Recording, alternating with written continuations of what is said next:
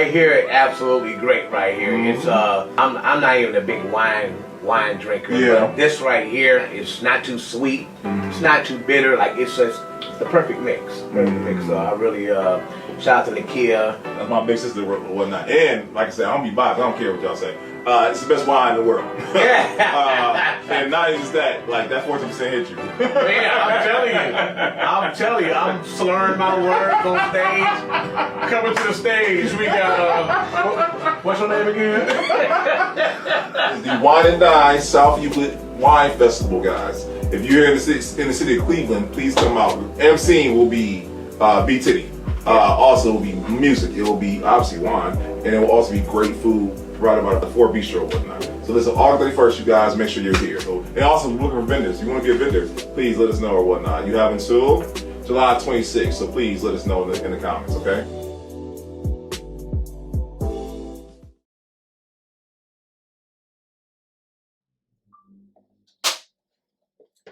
Hey y'all, and welcome to another episode of the Pull-Up Experience. Listen, we have another good one for you guys. We are episode 236. We are just steadily climbing up. We're gonna be at 250 before you know it. So listen, of course you got, not your average agent, you got your girl Bray here, but more importantly, we have yet again another phenomenal guest. A legend. Yes, come on now. Where y'all been sleeping at? He is Grammy Award winning songwriter. He is a author.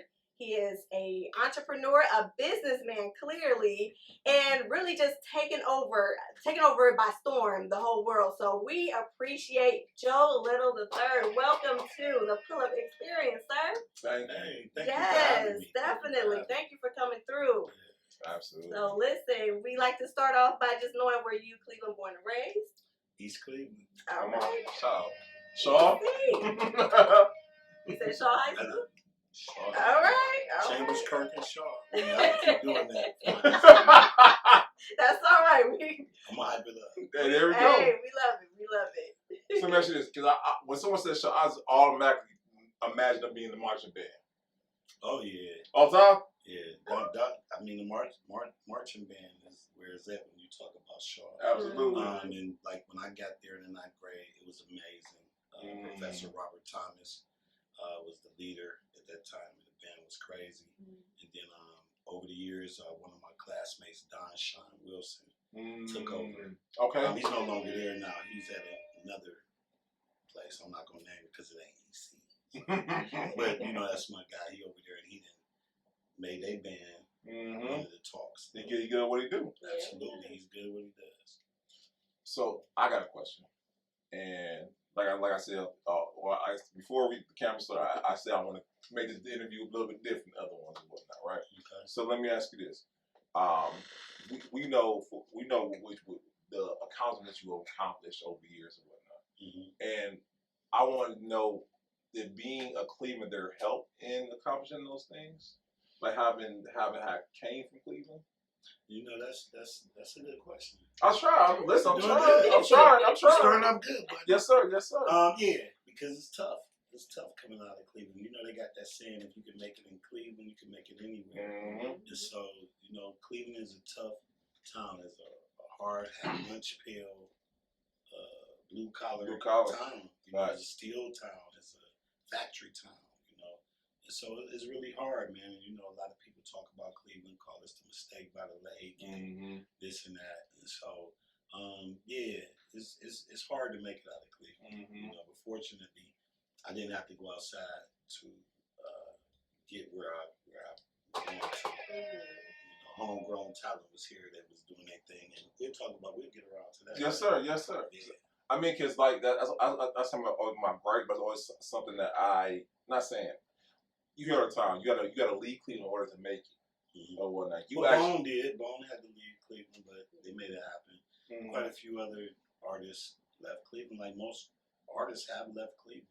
To go do their thing or get discovered. So, Avant, he got discovered by Magic Johnson. Yeah. So And like I said, I'm not knocking it, but it's not wrong. Ain't nothing wrong with it. But I like to think that you can make it here in Cleveland. And the world can love you despite that. I'm trying to think. MC Brain, he got discovered by Mike Bivens. Just going down the line. Yeah. I think Rude Boys, Men at Large, were groups that were discovered by homegrown talent, Gerald Levert. So we did make it out of Cleveland, being in Cleveland. You know. Yeah. So yeah. And then it took someone from Cleveland. You know what I'm saying? Right. He was from Cleveland. He met us. He discovered us, and we made it up out of Cleveland. We didn't have to jump on the bus or, go elsewhere or solicit our music. Gerald was right there. It just was, a moment in time that was perfect. Yeah, absolutely. And rest in power to Gerald Levert. Yeah. That was his birthday just passed. The day before mine, actually. And also, July 13th. happy belated birthday, by the way. Thank you. Thank you, Connie. So and like I know you told the story many times, and I'm not gonna ask you that particularly. Absolutely. But I do want to know, like, when it came to because I know music nowadays is a little bit different from music back then, right? And finding somebody is a little bit different than because you can go on the internet and find somebody or whatnot. Right. How much different would you say to showcase your talent back then than it would be versus now? Like, if I'm a person today, I'm like, I want to showcase talent, go get on the internet one time. Versus back in the day, it was a little bit different. You got the internet. You got the benefit of social networks. We ain't had that. Right. So how do you get discovered back in the days? It was really tough. Now you can become an overnight sensation, and you could put up a YouTube video and wake up the next day and be known all over the world. So it's much easier to get discovered now. And it's all based on work, the content that you put out there, and the money that you spend. So you got a shot at the title. It's easier nowadays. But in the same breath, there's so many people competing, doing the same thing. So what makes you stand out above the rest? Not being better, but what makes you stand out? Instead of fitting in, fitting out. Yeah. So let me ask you this: back then, because I know, back then you had not say word of mouth, but what you say is more about who you knew, or is it straight talent back then? I believe it's all about when you really want to get all the way right is about who you know, because there's always those gatekeepers that can push you to the next level. But back in the day, really, it was about who you know. You had to be talented too.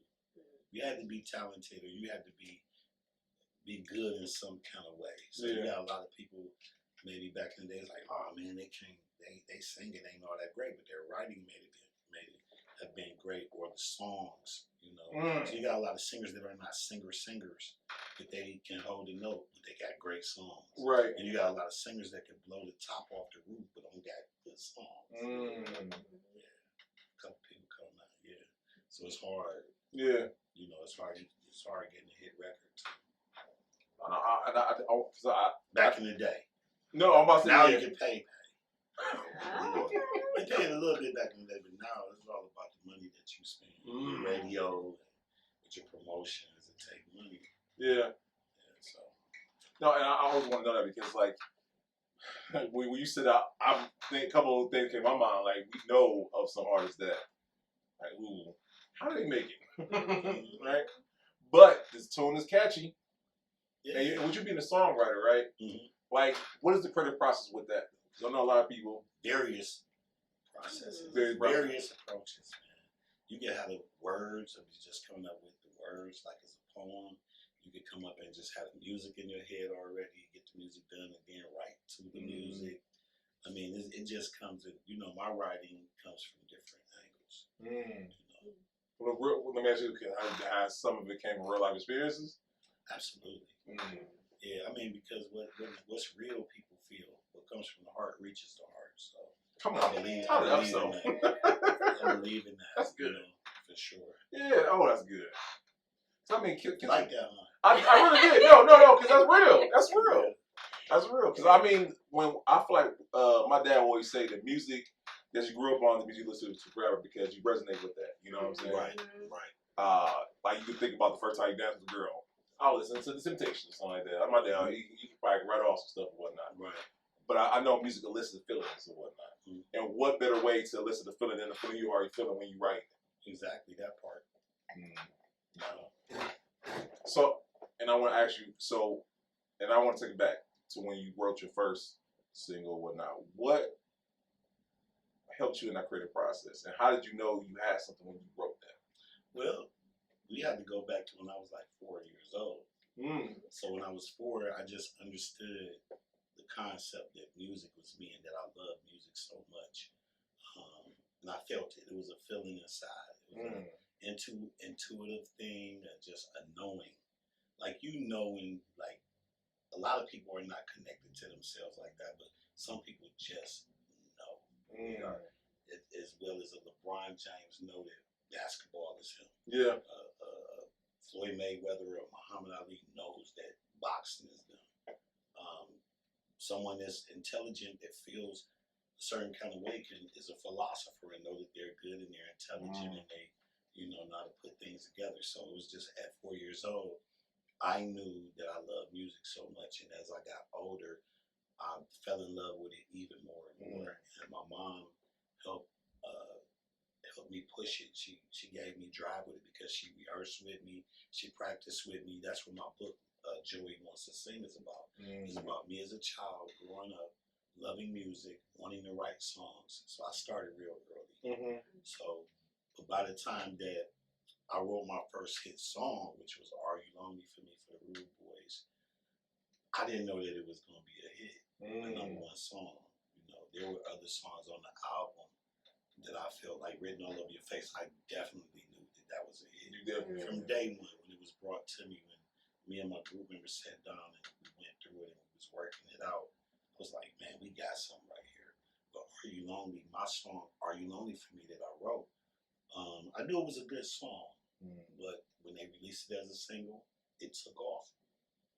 Radio grabbed it, people gravitated to it, people started buying the single. Because back then you can go in the record stores and go buy the album, or you can go buy the single. Oh, I remember. The CD single, the cassette single, or the album. So, and I was surprised, I was pleasantly surprised. And I was happy because we had struck #1, a smash hit with "Written All Over Your Face," and "Are You Lonely" came on the coattail of it and rolled to #1. So we had 2 #1s the first year, the first album, and then we won Billboard Song of the Year. We got our Billboard Award at the Billboard Awards for "Written All Over Your Face." Come on now. I'm sorry I gave up a little bit too much. No, that's perfect. That's perfect. I overshared. No, that's perfect. Because like I know for me, what you knowing, and other people knowing 2 different things. Yeah, other people knew too though. That's another thing. People was like, when I opened my mouth and sang, people would look at me like, wow, like, so I'm like, oh, okay, I'm on to something. Like, this is real. So other people on the outside of me showed me that what I felt was real too. So I went, as a kid, you don't know what validation is, but it was validated with the treatment that I received. So yeah. So imagine it's like wherever moments when you were deterred from your overall. Absolutely. And what kept you motivated in those moments? So there was a boy named Daryl who went to school with me, and I was in the 10th grade. We were all in the choir, so the music department at Shaw High School was just like a whole nother place than the school. It was like a school within the school, like a school of the arts within the school. And so Daryl came up to me one day. He was like, man, why your voice sound like it's got so much air in it, man? Why it's not clear? Something wrong with your voice. And so for the first time, I had a little doubt. I'm like, man, like, what is he talking about? It made me feel a little, some kind of way. So I went to Professor Thomas, and I told him what he said. And he told me this. He's like, look, little Joe. He said, one day millions of people will hear your voice. He said, your voice is special. He said, that air in your voice makes your voice unique. Wow. He said, you have a great tone. And he said, I don't know nobody that sound like you, even as a kid. And so I was like, okay. And then he took me up under his wing. He said, listen, I want to teach you opera. And he schooled me and taught me opera. So one of my first opera songs was a song called Every Valley, which was on Handel's Messiah, which the Shaw Choir we did. And I performed that. And that was ninth grade. I'm sorry, it was ninth grade as a freshman. And so and I was the only freshman to sing with that, situation. Yeah, no, hey, listen, because I remember my freshman year, it was not like that. I went to a South High School. Oh, okay. Yeah. Where you went? I went to JFK. Okay, Kennedy. Mm-hmm.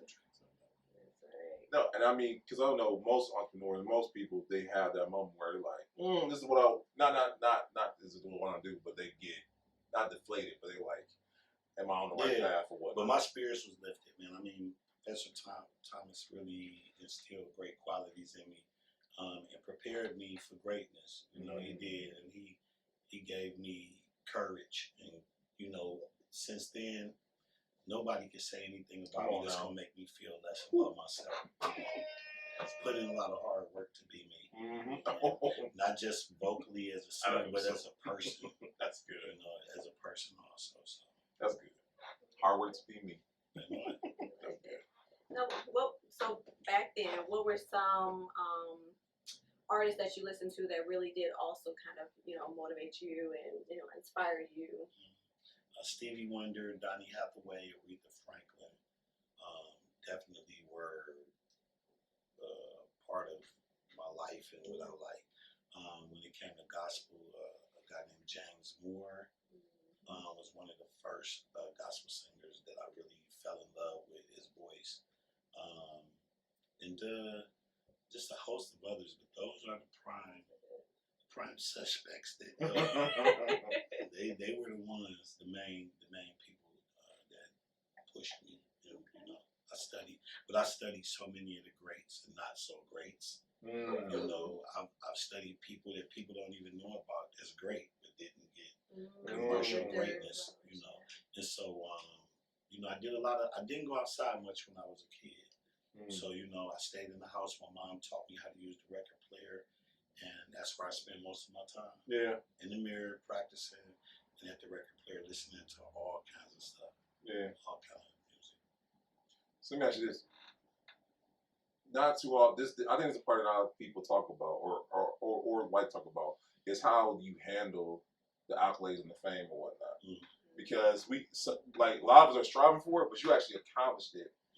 And I know that's some people are prepared for it. How did you prepare for those moments to get those accolades and get that success? I wasn't prepared. I don't think that you're ever prepared for when it really is. I mean, you have the know-how and some of the nuances of what's there, but I mean, most people that make it, that want to make it, most of them never feel they're gonna make it.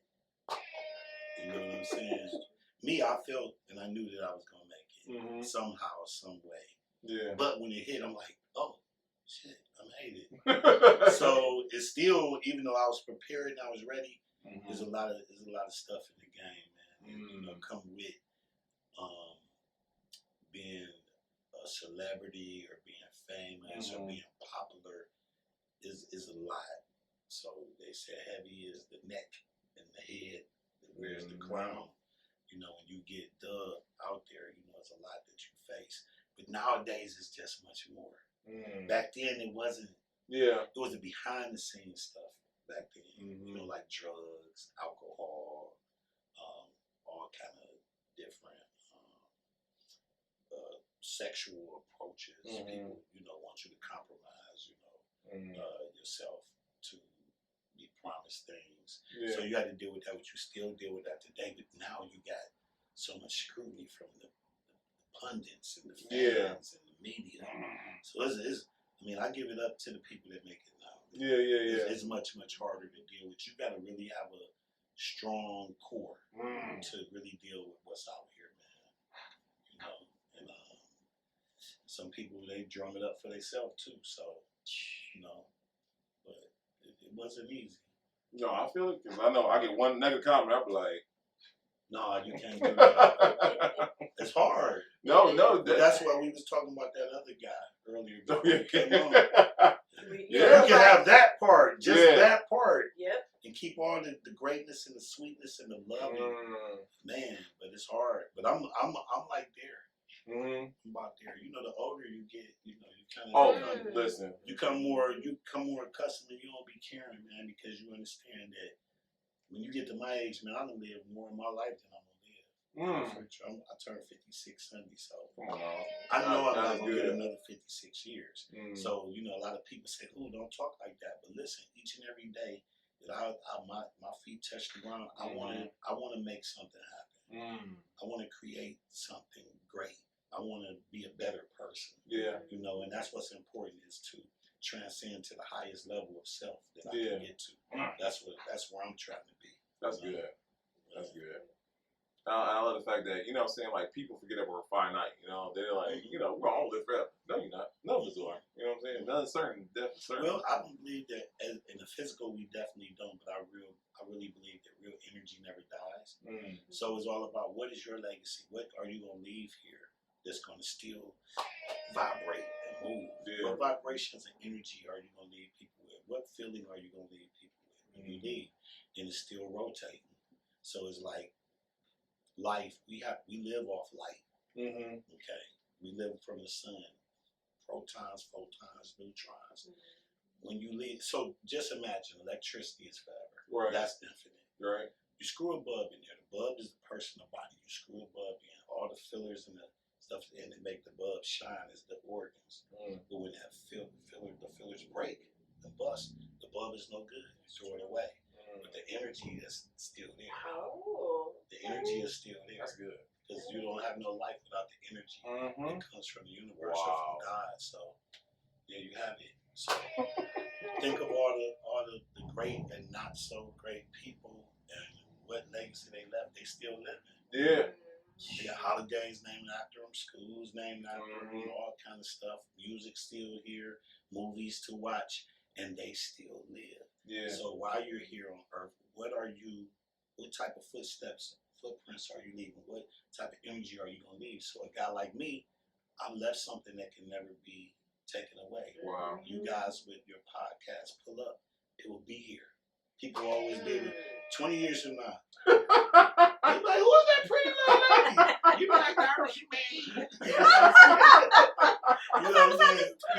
You know what I'm saying? I was so young. You know what I'm saying? Right. But people, and even when you're gone, they'll still be able to look at all the stuff we look at people that's gone, but we still feel what they left. So real energy never dies. That's so good. Just know that you're not gonna die. You physically won't be here, but leave something great. Leave something great. Leave something. Time so. So let me ask you this. Okay. So I know the music business is a business. What did you learn in the music business that was able to transition to become an entrepreneur? What skill or what lessons did you learn that you like? Okay, I want to take this to entrepreneurship. Because I watched others do it. No question. I watched other artists do other things. One in particular, Diddy. Jeez, God, you really did it for yourself.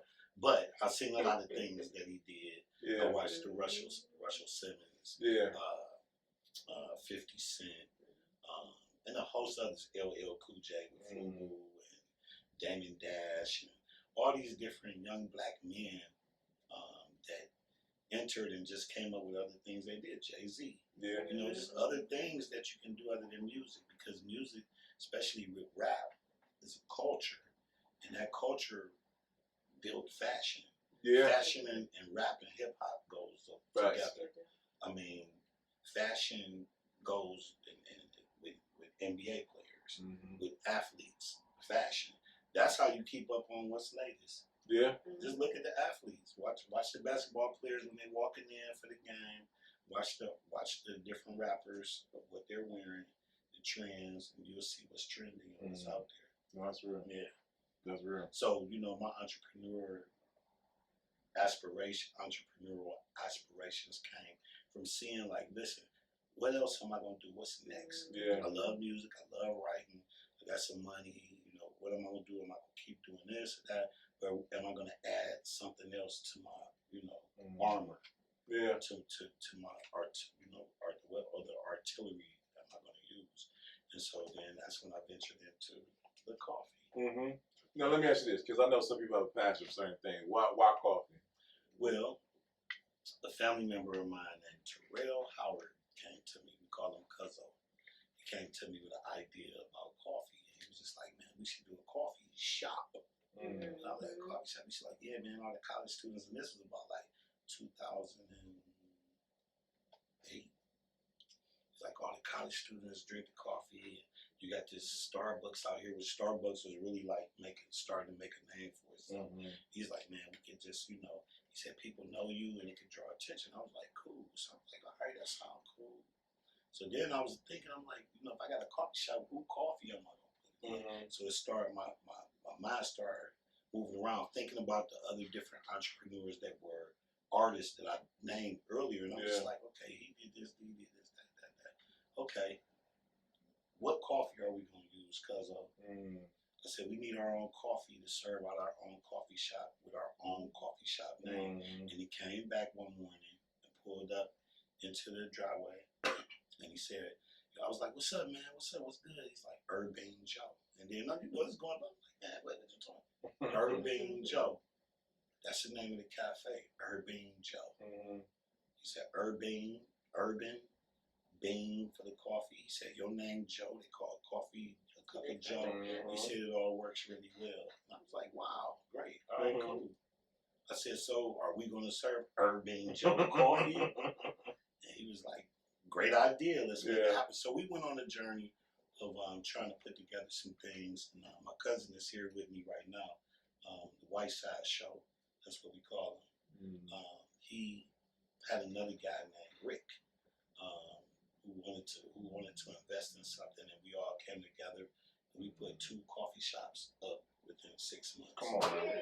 Yeah, we put one down on St. Clair on 148. A friend of mine, Pam Hagler, she had a space open and she allowed us to come in and like knock stuff down, build, and we got set up in there. And then like about maybe how many months later, 4 months, 5 months, 6 months later, we had another one open over on Larchmere. And so that's the one that Whiteside was running. And we had 2 going. We built up a poetry night called Soulful Expressions. And it was amazing, man. We was having a nice run with it. TV news and the paper, everything. Just like my cousin said what happened. Yeah. Just like Terrell said what happened. They came. He said, Joe, when you open it up, they're gonna come. That's dope. And so it did really well. That's dope. Now you said it did really well. Like, so what made you decide that it's run and it's time to move on? There was time, when things reach a wall or a ceiling, you understand that you got to move to what's next. And so I started concentrating more on the coffee brand and just trying to sell it that way. You can open up businesses, and one thing about our people is that we open up a business and then they have a nice run, everybody be hyped, but then they tail off. So there's no consistency. It's just like a fad, which that's how things mostly end up. And so it was cool. It fizzled out. Some things happened that made it shouldn't be around anymore. And so I just concentrated on the coffee. Then I came back years later and did another coffee shop in East Cleveland a long time. Hey, come on now. Anytime I say East Cleveland, I'm going to double down. That's right. That's right. And then when I mentioned, because with coffee is a little bit different. It's not like a wine or something like that. You know what I'm saying? It's not like this. This is good. This is good, Nakia. Yeah. Shout out to you, wines. Because so let me ask you this: when you came to choosing the type of coffees, did you have to individually taste each one, or Yeah. Because I know because there's certain coffees that just supposed to keep you energized all day. You got some that are just do certain things. Like, how did you choose the right coffee for you? When I started getting involved in learning about roasting, then I just sat down and tasted different coffees, and then just start giving them names. This is gonna be good. Getting a couple the suggestions from people's opinions, and roll with it. Yeah, I got you. Yeah.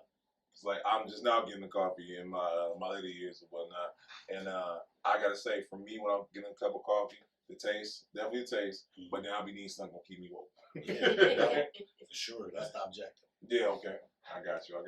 Cause like, and then my thing is this: like, when you're making a product, is it what's most important? With is it taste? Is it branding or is it pricing? I mean, it's definitely the branding is what catch the eye, but the taste has to be there. The proof has to be there that this brand is reputable and is good, and people are gonna word of mouth pass it on, or because when you put yourself out there and you put a brand out there, you're putting it out there to be successful and win. Come on. So I mean, you always gotta put your best foot forward with what you're putting out there when you presenting yourself. Yeah. I mean, like, I hope y'all can see this because, you know what I'm saying, get the packaging and whatnot. You know what I'm saying? Like, the detail goes into those things and whatnot. Like, a lot of people, they just want to have a product and think that the taste alone is going to carry it. But they don't take the time to look at the package. They don't take time to look at the lettering of the words and whatnot. Like, Right. how much detail would you say, if I'm just starting out, should I be devoted to that? As far as the branding and the image is everything. Image is everything. I mean, your presentation has to catch the eye. Yeah. And so it's got to be eye catching. It has to be something that like how we were saying, what makes you stand out, not above the rest, but what makes you stand out. Because I feel like competition is the thief of joy. You competing with yourself first always. When you start competing against others and making that setting a bar for you, then you up outside yourself. So the inside of you should always be wanting to be the best, better you or product. You want your products to be better. So of course you're gonna see others and you're gonna be in competition with others. But a lot of people not connected like that. They're competing with the others instead of themselves. So my key to my brand, some of the things have changed about it over the years, the look of it, but the branding had to change with the times. A guy named D Magic, he came along and he kind of molded it. I had a lady out of Denver first helping me named Cynthia, and she made the first logo. And then later on, years later, D Magic enhanced it. Did a very good job with the packaging, and so it made it more appealing. It made it stand out. Come on now. And I hope y'all taking notes because, like I said, too often I know, especially with us, we'll think that the taste alone is going to carry, especially with a food product or whatnot. And now learning that the presentation is something that we need to take consideration. Nah, that branding, that logo got to be there. That's like your logo should be so good at some point. All it needs to be is a logo without the name. So when you go to McDonald's, you don't have to ever see McDonald's if they just keep that golden arch. If you go to Burger King, you can just show the Burger King logo and take Burger King off. Taco Bell, any of the big brands, you could just take the name off of it and there's a logo. Target, you see the Target. Yep. Walmart is a name in itself, so that is the logo. Right. So, you just got to create something that can be timeless. No, that's good. That's good. So let me ask you this: what do you feel like is the biggest misconception people have on entrepreneurship? Entrepreneurs be rich. That they be balling out, or that it's easy. Listen. The easiest way is to have a job. Go punch a clock. Your check is guaranteed to be there as long as you show up to work and you're efficient and you're effective and you meet your quotas. You're gonna get your paper. Yeah. So it's the easiest way. If you just don't want to be stressed out and you want to, go and be okay. Yeah. Be able to budget properly and this and that, and maybe get 2 jobs if you need to. Then cool. It's easy. But when you go into entrepreneurship, it depends on the way that your 10 toes hit the ground and how you wave the banner and swing the bat. And so, it's not for the weak at heart. Yeah. Entrepreneurship is not, because you have to still depend on people to buy into the product, whether it's coffee, liquor, condoms, music, anything. Yeah. Your product. Especially when you're an artist, you are the product. Yeah. And when you're putting out stuff like Rihanna with Fenty, she put the product out, it blew up. She's probably one of the first biggest black female entrepreneurs. Probably is in history. Mm. You know, the richest off of what she put out. Yeah. You know? So I mean, you know, you got to know what you're doing, and you got to be about it. Entrepreneurship is tough, especially when you got to put out your own money to do it. Yeah. And then you got to get loans and different stuff, and then you got to make sure that you convert it. Then you open up a restaurant, or you open up a cafe, and you have to pay the bills no matter if anybody comes in in. or out. You know, so yeah, entrepreneurship is great. It's great to have that look and have your own stuff and be like that, but you know, it's work, man. You got to put in work. You got to advertise. You got to spend money. You got to spend money to make money. And sometimes you spending money and it don't happen. It don't come back sometimes. You be waiting around and be like, man, you know. No, well, shout out to all the entrepreneurs. Yes. Yes. Shout out to y'all guys. Yes. Keep going. Yes. So with that being said, what advice would you give to a person just starting out? Let's say they have their own coffee brand, they're being an author. What advice would you give them to encourage them if they're watching this? Like, I need some word of encouragement. Hard work and dedication. Period. Believe in yourself first. Got to believe in yourself, because you don't have people telling you, man, that ain't this and that. People, I had some people tell me, friends, like, man, that ain't gonna work. It works. Who you talking to? Right. You know, I mean, I've had some songs I wrote. Man, I don't know about that. And then I put it out, it does well. It makes the album. So, I mean, you know, where I did a couple tracks, wrote, and then a few artists wanted, because I wrote and produced for a lot of the who's in the business. And so you just got to believe in yourself first. And you just got to really make sure that you're pushing out. Your rollout is amazing and it's great. And your first impression. Because first impressions usually is the last impression.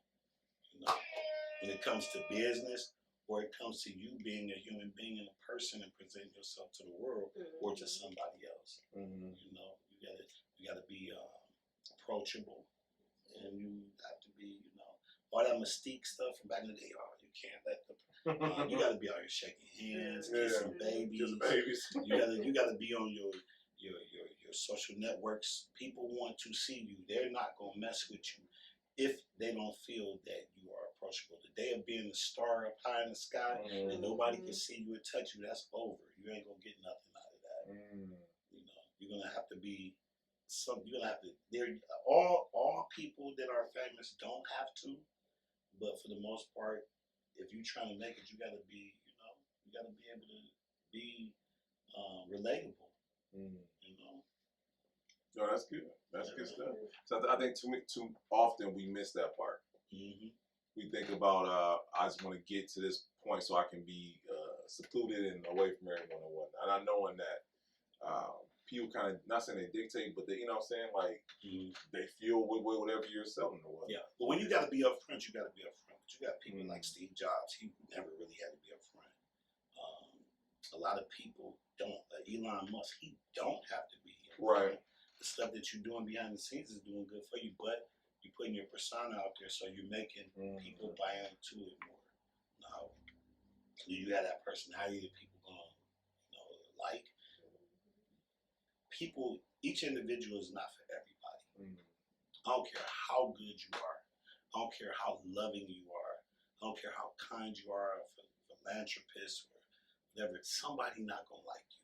Somebody's gonna have something negative to say about you. I don't care who you are. You be the greatest person in the world, never did nothing to nobody. People will find some type of fault or something to talk about or make fun of you or do something. And that's just the way the world is. You know, it's cancel culture, all that.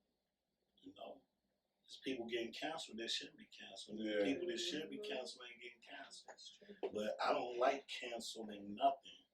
Who got the right to cancel who? You know what I'm saying? You canceling people? He's canceled. Like, okay, but what have you done? What can I cancel? Is some things you did I can cancel you? You know, so cancel culture is whack. I'm with you. I mean, if you ain't gonna mess with somebody, just don't. If they ain't your cup of tea and you don't like it, cool. It's not about canceling. You just don't mess with it. But they're using the word to cancel somebody. Blanket statement, right? Yeah, it's corny for real. You know what I'm saying? Just if you don't mess with them, you don't mess with them. Right. There's some people that I don't mess with, but I'm like they're canceled. F them. I'm going around. Don't be listening. Don't do this. That. that ain't my Right. job. And it shouldn't be anyone's job to you ask me. Not at all. And you know what? Yeah, like, we get on that because like I feel like in today's 2024, I don't know. I feel like things are reverting where people are like, even though this person's canceled, like I still rock with this person. People are being more voices about those things and whatnot. And I don't know. Maybe I feel like a tide is changing. Maybe just me. You know? Like I got some people I don't mess with, but I might like their craft. Yeah. You know what I'm saying? There's nothing wrong They might with have that. done some things they're just not tasteful. Yeah. And like, okay, but like the music, I'll listen to it. Certain songs, and some of that stuff you can't avoid.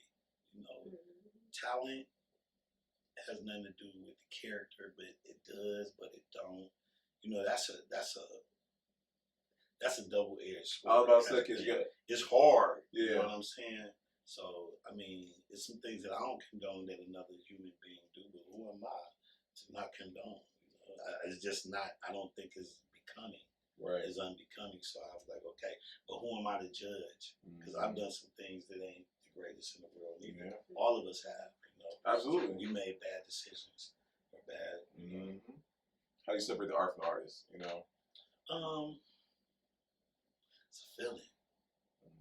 It's a feel. Like certain people you hear sing, like, ooh, it might be touching you in a place where, you know, it resonates with you.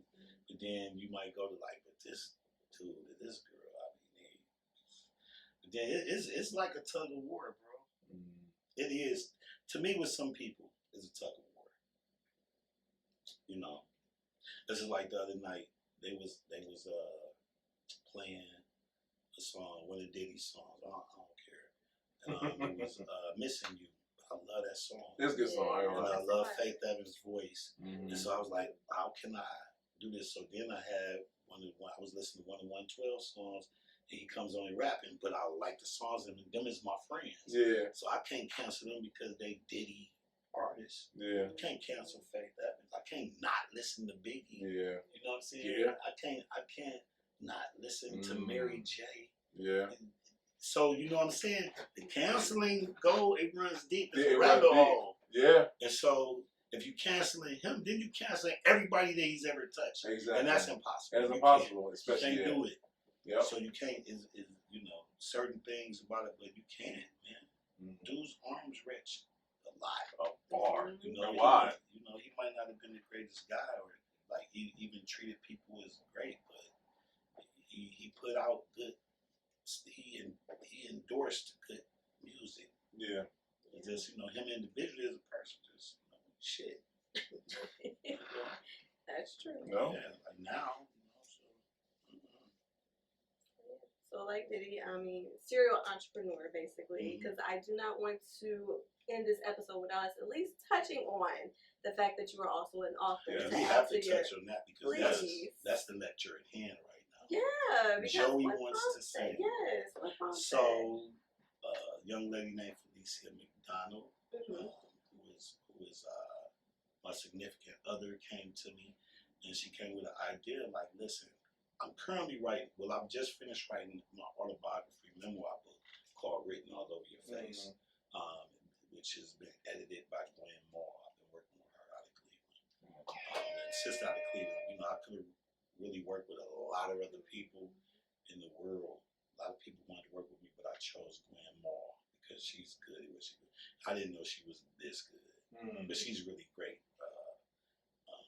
And for y'all, if y'all looking to do a book, she's booked and busy. Come on, reach out just to see. But so I was in the midst of that, and you know, telling the stories in the book about me as a kid. You know, Felicia came to me and she was just like, "You need to do a book called Joey Wants to Sing for children." And I was like, "Okay," because I was going to do a book called Joey's First Day in School and all that, but I needed something to resonate. She came up with the idea and brought it to me, and we went with it. We got together and we teamed up and we worked on it. Yeah, we worked on it. And she's a UX designer, web designer. She's a tech geek. And she started putting together the pictures. And I'm looking like, wow, how did you come up with this? Yeah. She really worked hard on it, doing the art direction and working with the artwork. and came up with a great product. Yeah. And let me ask you this, because like, I'm an artist. I'm not going.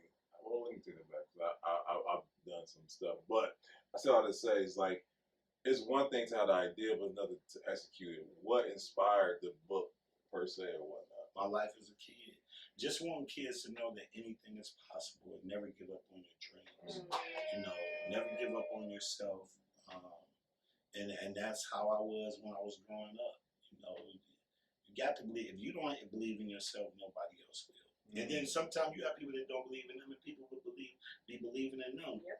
But you're not getting the best of you if you don't believe in yourself. You know, and so there's a lot of children that need uplifting out here that are unsure about what they want to do or know what they want to do, but somebody might be making them feel like, no, that's not what it is. And that could be what takes this child to another level in life. And so it's about that gut feeling, the feeling inside. And when you read the book, you see the journey of Joey, which is me, like never gave up. All his energy was focused on music and singing, and his mom helped him and pushed him. And each one of his dreams started happening. It was like a checkbox list. Each thing started happening that led up to him becoming this worldwide renowned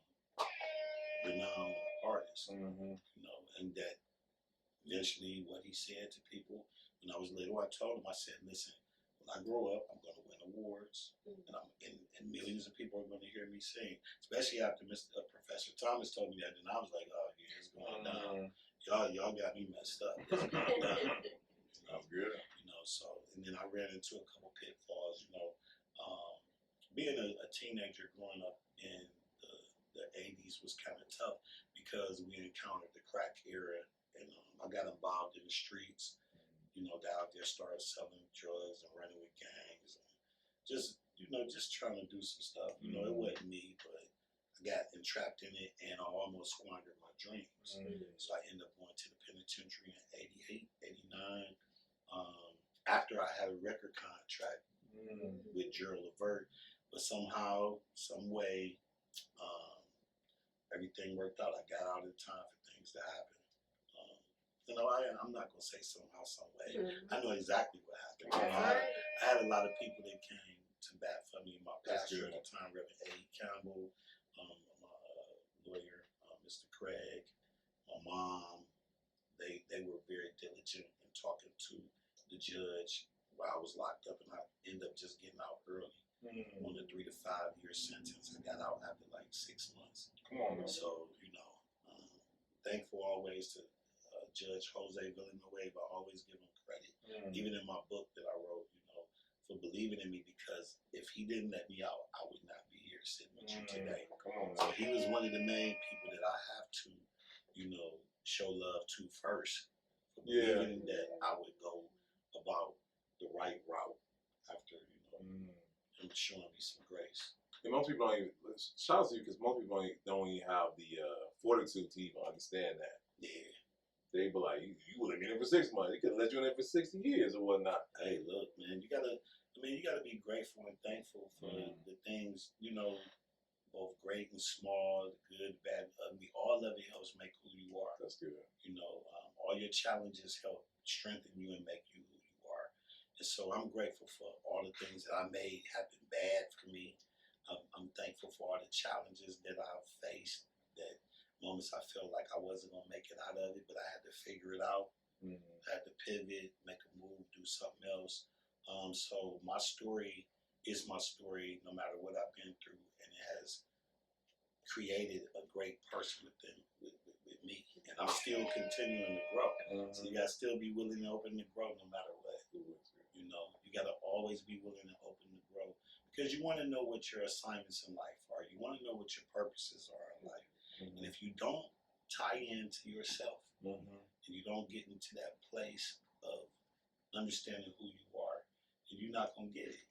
So all the greats at anything understood who they were. They understood who they were. They knew the assignment. Or you're not going to get greatness, or you're not going to achieve if you don't know who you are and your abilities. And if you don't keep trying to enhance yourself, or asking, well, what's next? What am I going to do? Or, just be guided by, really that self-preservation. Yeah. Is very important. It's very important to invest time into you. Everybody in this room right now is doing something that they love doing. From the people that's on the camera, to my cousin over there, to you guys doing this great podcast. Right. You are doing what you want to do. And just keep loving. You do things for the passion and for the love. A lot of people do stuff for the money. I want to blow up. I want a car and I want a house. You gotta do it. You gotta love what you do. Yeah. The people that love what they do are the most successful. Sometimes you may love things and it don't come back to you, and you don't get what you put into it. But that just meant it wasn't meant for it to happen. Ooh. So what's for you is for you. That's so good. Okay, let me ask you this: what keeps you motivated now that you accomplished these things in life? What keeps you motivated now? First of all, myself. I pride myself in just staying hard on myself, and I can be hard on myself. There's some things I gotta tighten up with me for real. Yeah. But then my children are my motivation. My grandchildren are my motivation. My family, the people that I love, is my motivation.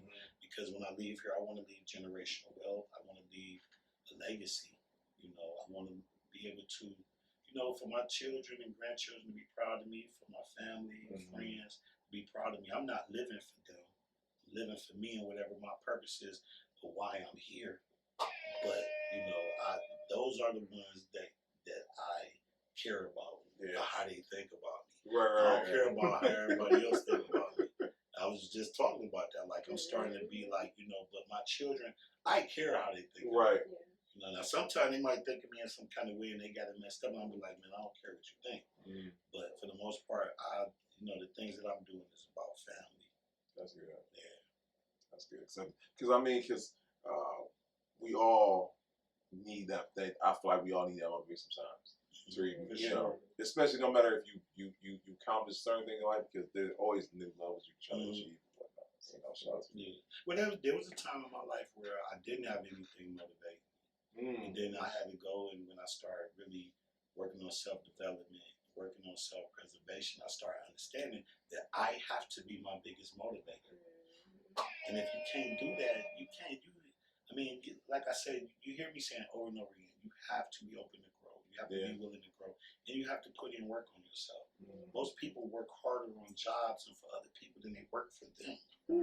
You know what I'm saying? And that's where you get a lot of people following. They don't know where they're going. And so I pride myself in life being strategical and methodical about the things that I do. Having a strategy and a method. Using SMART goals. I teach that. So I also teach workforce development, job readiness. I have my own company that I do that. I teach life skills. I am a motivational speaker, as you probably can tell. I was about to say, I didn't know, but now that would make sense. So that's all that right there is part of my passion and what helps make me tick. On the weekends I'm touring and I'm on the road and I'm doing shows. I'm in the studio and doing videos and stuff, but the real thing that really helps motivate me is seeing other people do well. And so I work in other spaces where I help people, and that's part of that. If I'm not helping somebody in another way other than being a singer, other than being an entrepreneur, then I'm not going to be fulfilled. And so life is about being fulfilled. What's your passions? Being able to indulge in all the things that help make you great and help others. I want to add value and be of value to my community. It's very important. No, that's good.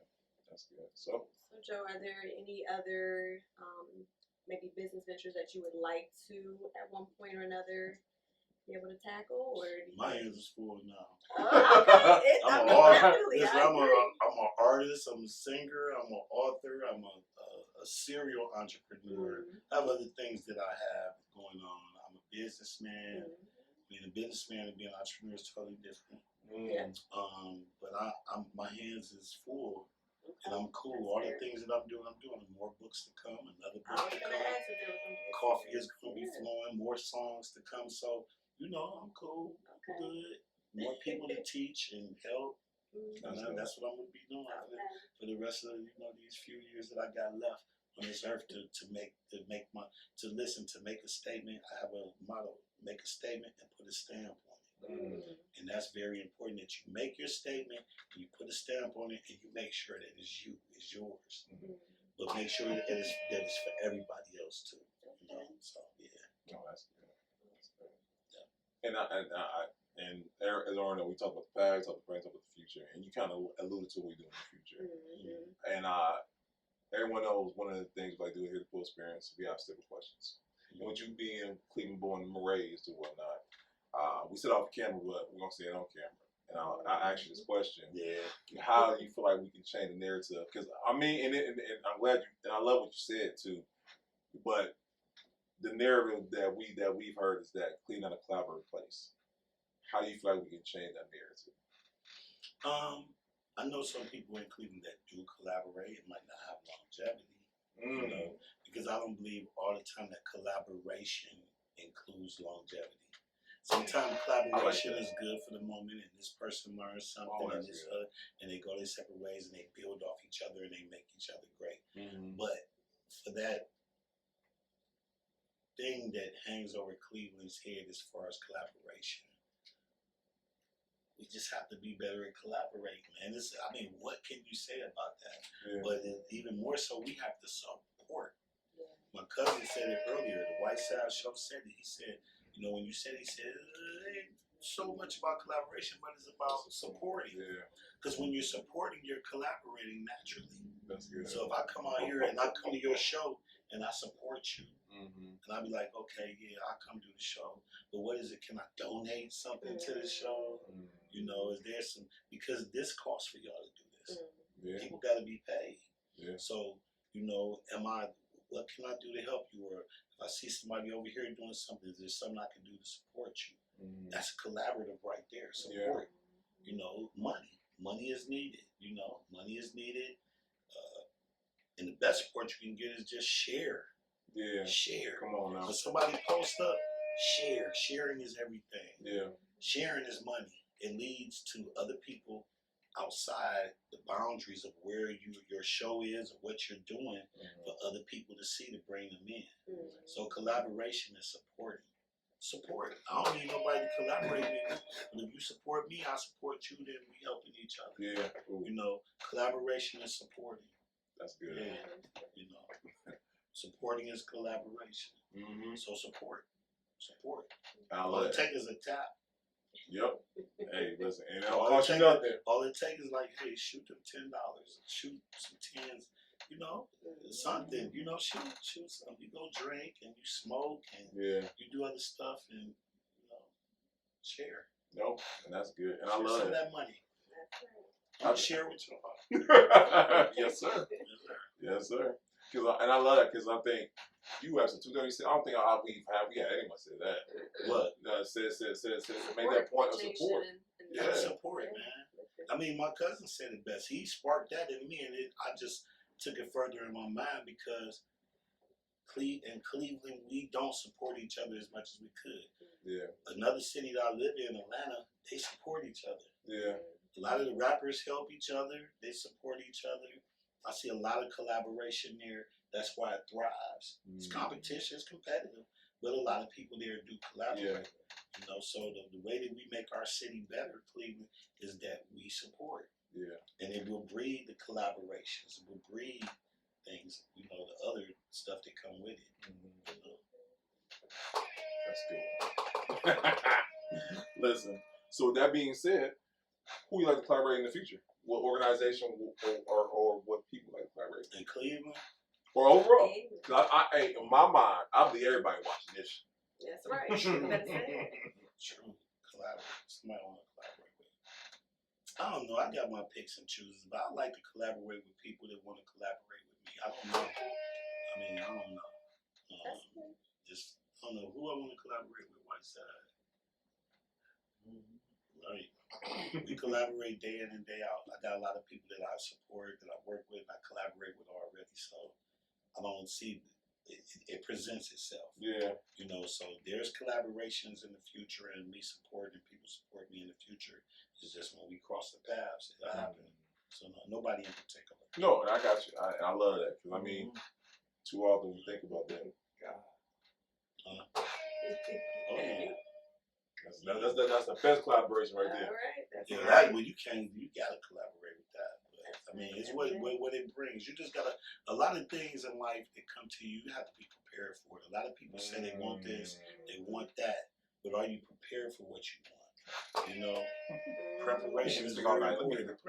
Yeah, so it's just like women say, I want a man, or I want a husband, I want this, that, but are you really prepared for that? A man, like, I want a great woman, I need a good woman, like, but are you prepared for that? Yeah. Do you know what comes with that? You know it ain't gonna always be smooth, bro. Yeah. Or sis, it ain't gonna be smooth. It's Yeah. work. That's work. All collaborations, all relationships, anything that come together is work. Yeah. Because you got two different people feel different ways about certain things, and you have to find a happy medium to blend it and make it happen, man. No, that's real. You know what I'm saying? Because even with your show, I know there's some things you bring, she Oh, brings, absolutely. y'all bring together, and you be like, I don't know. All right, well, let's try it. Oh, man, I'm glad you know. Absolutely. And it happens. So you have to be open. This is the main key. If I don't leave anything with anybody today, always be willing and open to grow. I'm Always be a seeker. Come on. Listen, they don't be like, all they did was hit that all night. Right. We were created to be seekers and to be open to grow. That's how the universe, that's how the world is grown. Yeah. This world don't look nothing like it used to look. I remember I was on a cord phone at home, stretching across. I had to run to a pay phone to get home. Now I can watch TV. I can look at people like George Jetson. Yeah. On my TV, I'm talking to people and all kind of stuff, man. Life is beautiful. It really is. It's great, but we have to be able to embrace it. Yeah. And pull out the best of it, you know, and be growing. We have to grow. Like one thing I don't like, and this is people like, oh man, R&B ain't what it used to be. Music, rap ain't what it used to be. Oh man, it ain't bring back the old. No, what the hell you want to bring back the old days? We're not doing that. It's about progression. Yeah, that's good. Now, you might not like the way that things evolve, because evolving might not always be positive to you or getting better. But you have to be able to, isn't not your world in that place no more. If you're not happy with the rap stuff, which I do feel like it's some crazy shit out there that's effed up, it's just not for you. Just don't pay attention. You don't have to keep commenting on it. Sexy Red this or Glorilla this or Cardi B or Megan Thee Stallion. You don't have to say nothing negative about them ladies, even though some of that stuff is trash. But you keep it moving. Go to the stuff that you like. Yeah. That's like people come up to me. You still sing? You slow. If you don't know that I still sing, I'm doing shows, and I done put out 4 videos out in the last 5 years, then there's something wrong with you. You ain't seeing it. You know what I'm saying? So, you know, when people ask me, I'll be like, what you think? Yeah, of course. What else I'm going to do? That's the main thing of what I do. So be willing and open to grow. Period. And not in one place like a tree. A tree is a tree for a reason. People are people. Spread your wings, open your mind, open your heart, and be willing to grow. And then you'll find the greatness within you. A lot of people don't find the greatness within them, and you're hardwired with all of it. But you have to close in on you and not try to be like everybody else and follow this. Follow you and ask yourself, look, what's here for me? What's next? Ask God if you believe in God or if you believe in the universe or whatever. The speaking it and you say speak it and make it happen. That's right. See what's what. See what's next. You know, No, you gotta be open to grow. If you ain't growing, none. still. That's good. And you leave this earth unhappy. So when I leave this earth in the physical, I want to be empty. I want to be empty. I want to be empty out everything that I'm supposed to put out. Yeah. That's why I work so hard. Well, you done already kind of dove into my next question. It was basically going to speak about legacy, young man. So what would you like the legacy if you pretty much wrapped it up?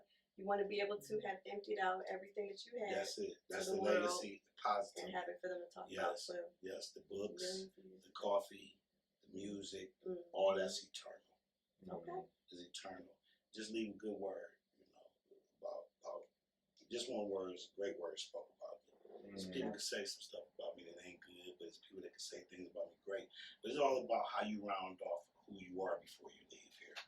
Everybody deserves mercy and grace to become who they are at their best. And you know, a lot of people don't start off so well, but some of them end up really great people. Absolutely. Absolutely. So I believe that's about myself.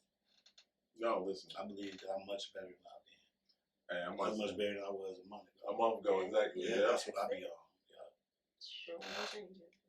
So thank you, ladies and gentlemen. No, We just about there, but we aren't nah, quite. that's what We got 5 more seconds before we Brandon light that up again, because we now have to take all of what you have told us and given us and inspired and You can drop motivated some us. gems, man. You have. Thank you. All night, and now we got to figure out a way to bring it down to 3 takeaways that someone listening, watching should be able to gather from tonight. Want that to come from me? It got to come from 3 you. takeaways.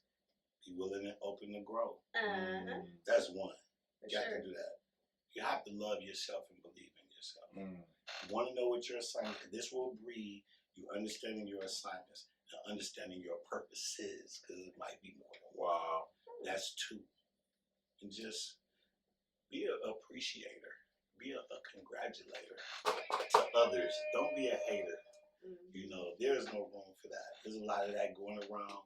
Be willing and open to understand other people. That's very important. But see, that's how you grow to become who you are. And make your statements, put a stamp on it, and handle your business. There's more than 3, but Well, no, that's fine.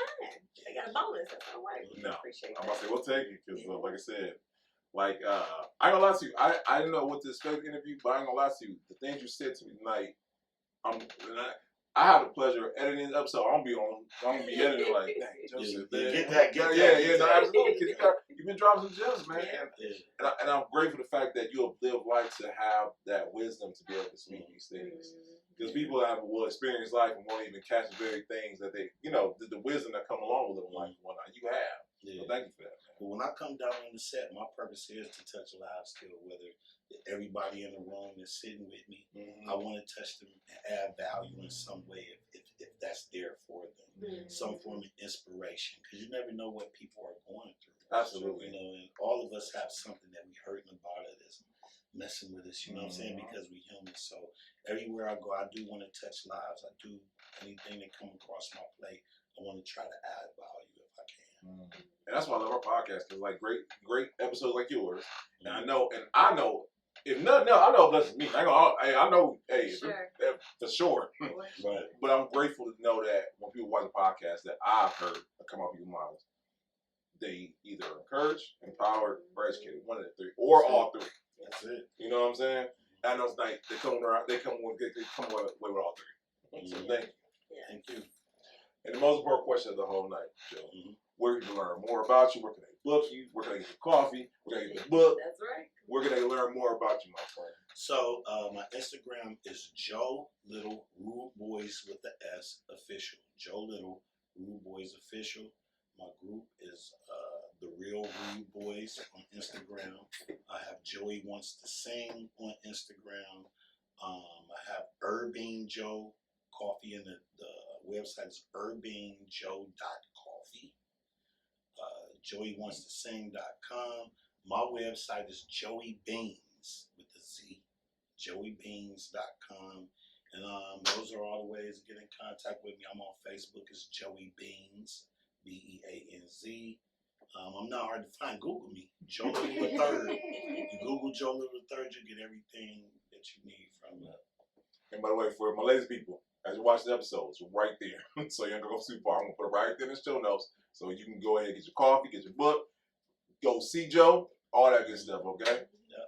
Man, I can't thank you enough for coming on, man, and sharing your story. Yes, sir. Yes, sir. Thank you. We appreciate you. Yes, sir. And guys, we have tried to do these commercials and they have not worked, by the way, because we try to put the organic commercials in the episode. But like, y'all understand, we be in the interview. I'll be up here. I get fed. Doing it. Yeah. Because I'm getting fed or whatnot.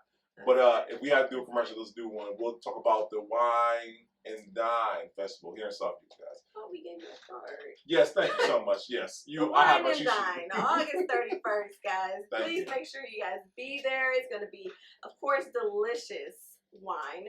There will be food there. There will be raffles. There will be vendors. There will be good music, good fun, just good vibes all the way around. So you guys do not want to miss it. Again, it's summertime. We outside, August 31st. Be there, be square, and like our girl Marquita would say, don't meet us there, beat us there. So we looking forward to it. Absolutely. And by the way, guys, I'm not gonna go through the long list, but to support the team, check out the links down below. There will be links for Steve, Bree, Brittany, Michelle, Marquita, Nakia, myself, and when you get a chance, check them out or whatnot. Support the groups because, like Joe said, we all entrepreneurs in our own right, and we listen, support the team. Okay? Sow a seed because these people, they reeling out good. They throwing out great content. So Appreciate that. for real, support. Appreciate That's it. how we collaborate. Absolutely. We support. Absolutely. And I want to thank you. Yes, you the person watching, you the person listening, because guys, last time I checked, we're still hitting no numbers and whatnot. So y'all let us know that people want to hear a great story like Joe's. Yeah. I'm about to bring y'all on my podcast. Oh, say less. A1 I forgot. A1 Conversations. Y'all gotta come. I'll bet. I got it together too. It's ready. I'm just, I'm trying to get where y'all at. Well, listen, you need, we'll talk afterwards and whatnot. Yeah, But yeah. but we there. No, so absolutely, we appreciate you, bro. But yeah, we just want to thank you guys for watching and listening because once again, you guys support, you guys are tuning in, so let us know that you guys want to hear great stories like these. And we can't thank you guys enough. So episode 236, guys, roll to 250. It's almost coming. It's coming. And we just want to thank you guys once again. We'll see you guys next time. All right. Peace.